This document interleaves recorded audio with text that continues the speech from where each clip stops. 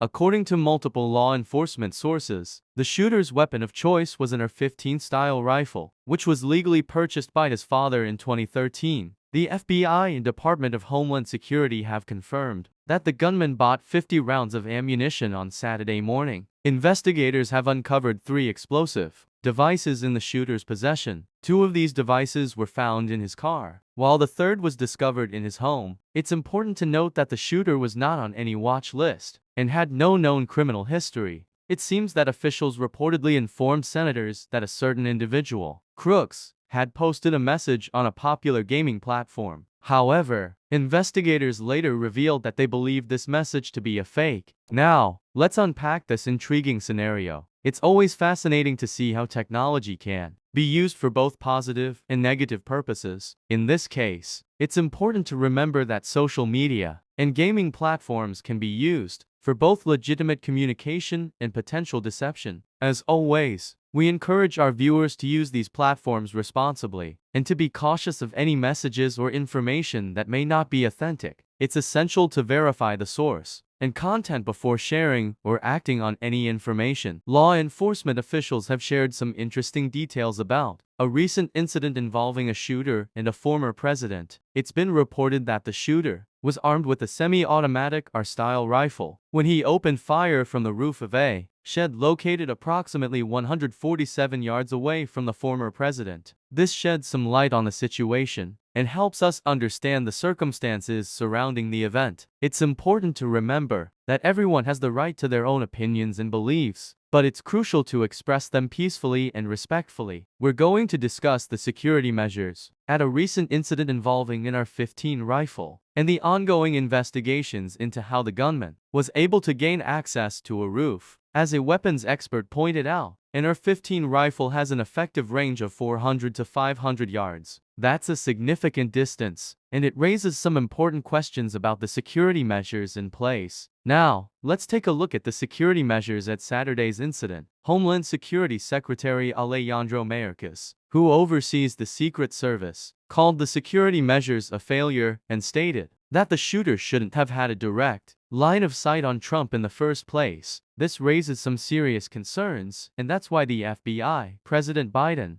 DHS, and Congress have launched several investigations into the matter. They're trying to find out how the gunman was able to gain access to a roof. Despite the presence of federal and local law enforcement agencies, it's crucial that we address these issues and ensure the safety of everyone involved. As you know, security is of utmost importance at these gatherings, and we need to ensure that all precautions are taken. Recently, there was a shocking incident where a rooftop was left unsecured during a campaign event. This raises a few questions. Why was the rooftop not secured? Was it a lapse in judgment or a mistake? It's important to note that the Secret Service is responsible for ensuring the safety of the candidate, but they often coordinate with local law enforcement agencies to provide additional security. In this case, it seems that the local authorities might have missed something crucial. Remember, security is everyone's responsibility. We need to be vigilant and ensure that all potential threats are identified and addressed. Let's work together to create a safe environment for everyone involved in these events.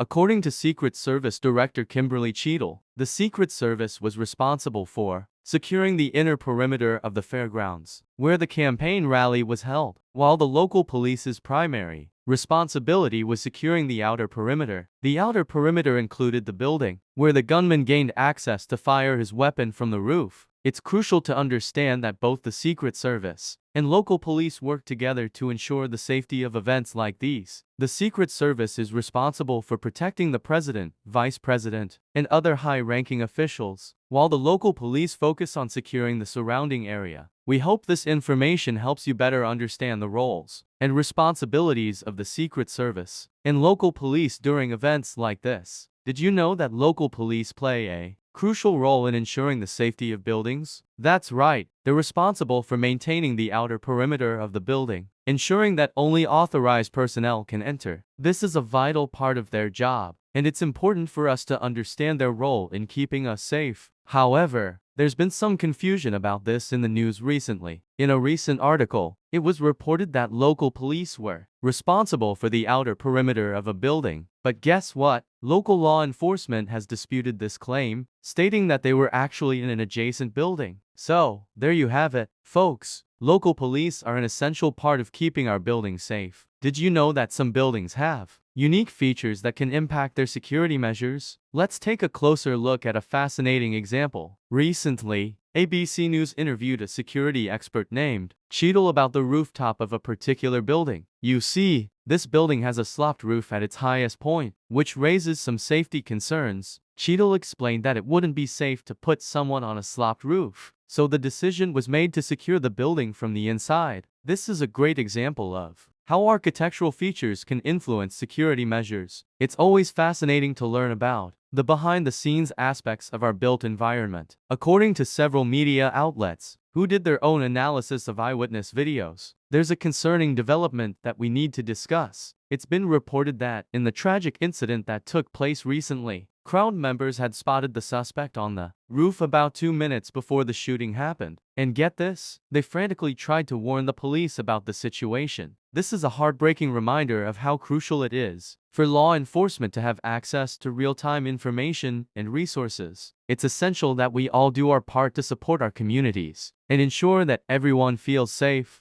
We're going to talk about a recent incident that highlights the importance of communication and teamwork between law enforcement and witnesses. Imagine this: you're a bystander, and you see a man on the roof with a rifle. You quickly call the police, hoping they'll respond swiftly and effectively. But when the police arrive, they seem to be unaware of the situation, and they're still running around on the ground. That's where our hero, Greg, steps in. He calmly informs the police about the man on the roof, and they quickly take action. Thanks to Greg's quick thinking and communication, the situation is resolved safely and efficiently. This story is a great reminder of how important it is for witnesses and law enforcement to work together. When we communicate effectively, we can make a real difference in our community. It's about a tragic incident that took place in Butler Township, where a police officer's life was saved by a quick decision. As reported by Sloop, a Butler Township police officer encountered a gunman during a tense situation. The incident began when another officer attempted to hoist the gunman onto the roof in search of a suspicious person. However, the gunman turned and pointed his rifle at the police officer, forcing him to drop back down for safety. This split-second decision saved the officer's life as it prevented him from being shot before the shots were fired. It's a testament to the courage and quick thinking of our law enforcement officers, who put their lives on the line every day to keep us safe.